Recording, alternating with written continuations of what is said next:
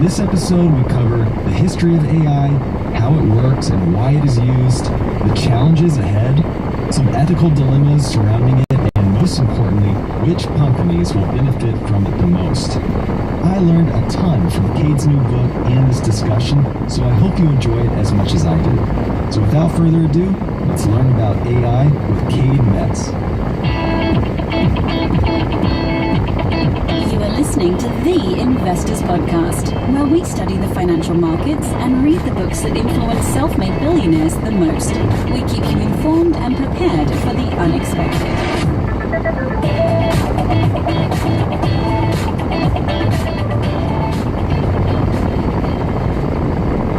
Alright everybody, I am sitting here with Cade Metz, the author of the new book Genius Makers, as well as other publications.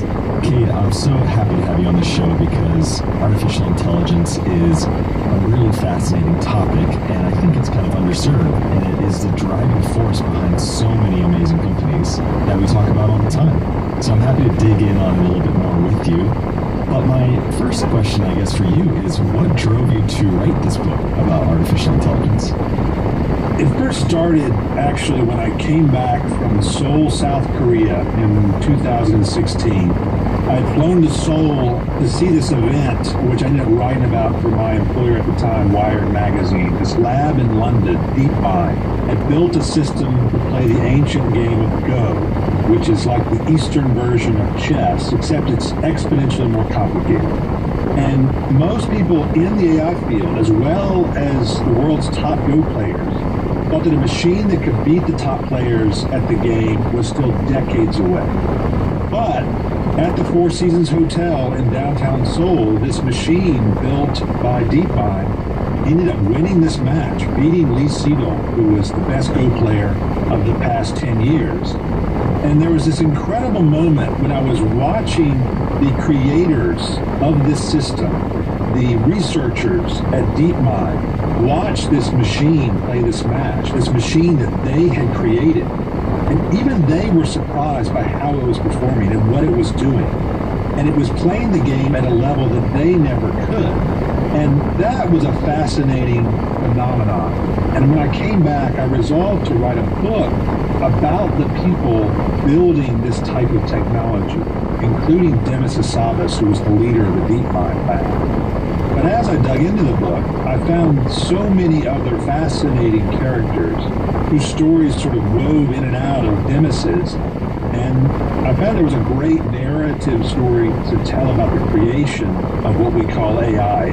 And in using that narrative and those characters, I could build on top of that and really explore all the big ideas that you alluded to, all the ways that this technology is changing and how it will change our world. Well, there are a lot of characters in this book, right? And one in particular I never heard of before, and that was Jeff Hinton. So, my goodness, what a career Jeff Hinton has had. It was just mind-boggling to hear his journey.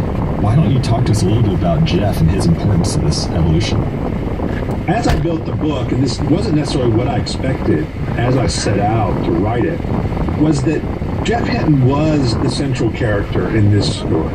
It was inevitable that the book begin with him and end with him in a way. It's a 50-year journey, really, of this one person. And he's fascinating in so many different and unexpected ways. You learn in the first sentence of the book that he literally does not sit down. When he was a teenager, he was lifting a space heater for his mother in England, where he grew up, and he slipped a disc. And by his late 50s, his disc would slip so often that it could lay him up for weeks and often months at a time. And Thank you for the pickup. Okay, I realized that he could no longer sit down. Oh, it's nice. It's nice to walk there. Yeah, it is. You should have walked with me. The problem is when you go one way, then you have to go back again. You know, that's the annoying bit. We have to find a solution where we park one car, you know, and then drive to the starting point with the other car and walk through, you know. Because that way we don't need to walk back. Even down here it's nice. Can't you go down there so we'll have a look? Please. Which was 50 years, I'm not sure.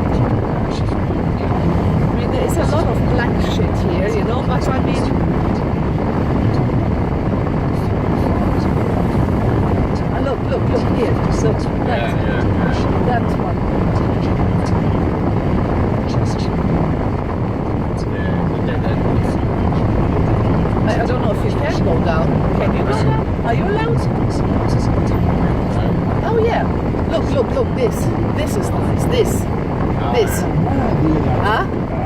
What do you think? Yeah. Because look at the balconies. Yeah. So much that would be waterfront place. Oh, look, a house like this, can you imagine? That would be worth a fortune.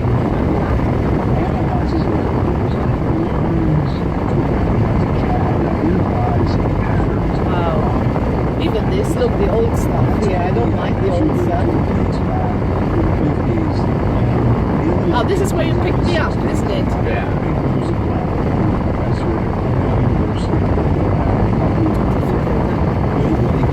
Very expensive. There is one villa which is recessed from the road with big gates. Really nice. Abandoned. Huh? It's abandoned. Is it? Can't we take it over? Wasn't there a law that you can take something over? Oh, that was UK, wasn't it? Shame.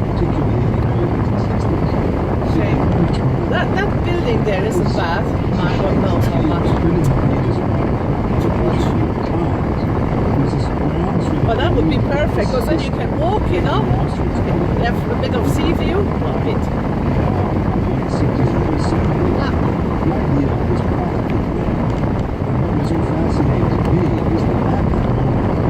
Not that I have money, but we can look.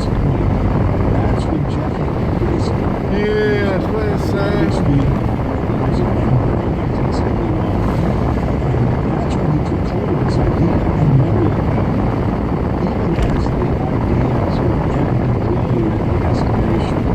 I mean, like here, I wouldn't want to live. Oh, this is for sale. Yeah, but that's horrible.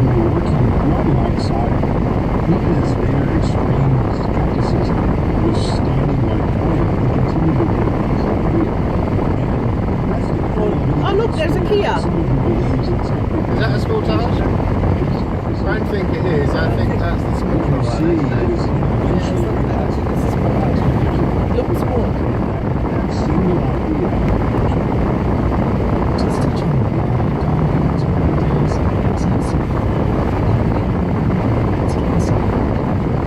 There's this one car, there's some trains. Basically, just became this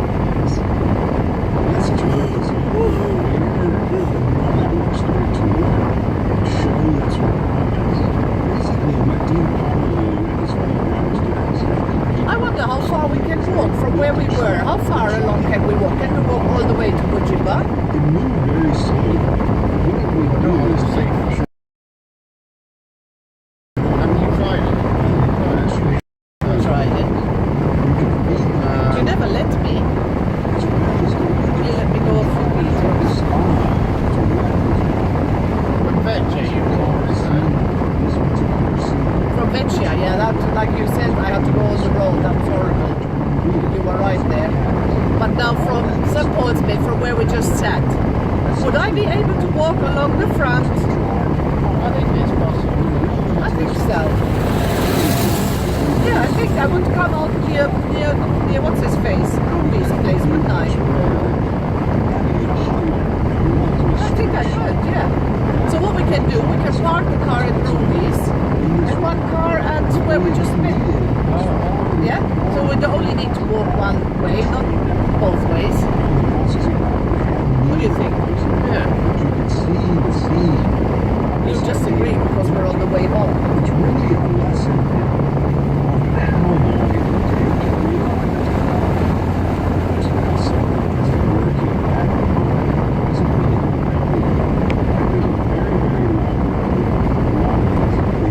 I don't like yellow cars. I can't see the sense in having a car yellow.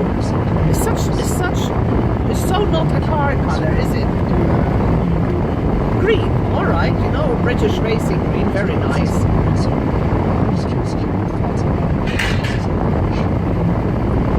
For sale, but do you really want to live near a busy round? Oh, there was a semi-detached villa in Burguma, 2.3 million. I'm definitely on the wrong page. You better take both hands. I'm scared. Oh, now you put it in your lap. Shall I have my tomatoes? No. No.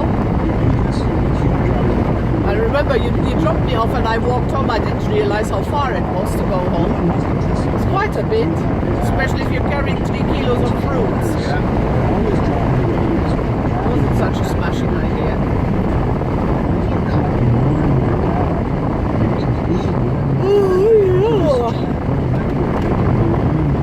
Strawberries, nothing. I would have done a strawberries. You don't stop for me. You didn't ask me to. Huh? You didn't ask me to. You were driving with such a attitude. Decisive. Yeah, with such an attitude I didn't dare to ask.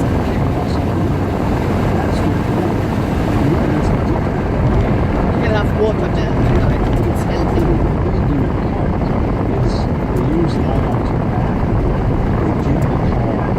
Oh, it's gonna go. This is why these cars often have to roll out city by city. You have to have San Francisco for Hamilton. That's the most to get away with it.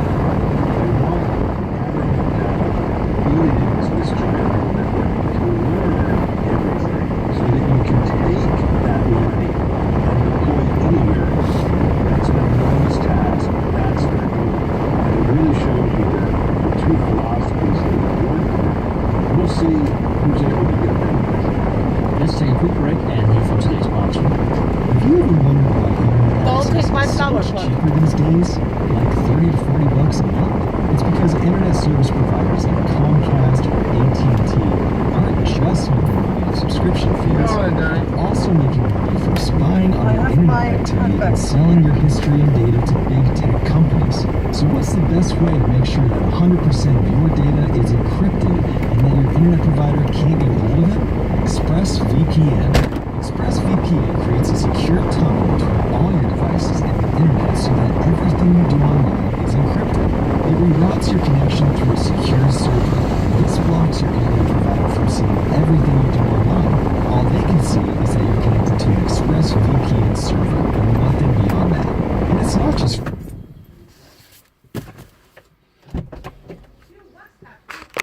I don't think so, Danny. No? Ah.